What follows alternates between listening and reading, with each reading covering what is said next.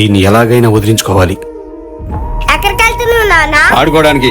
ఇక్కడ ఆడదామా నాన్న? సరే, ఇక్కడ ఎక్కువ మంది లేరు కాబట్టి మన ఇద్దరం ఆడదాం, సరేనా? సరే. సరేదా?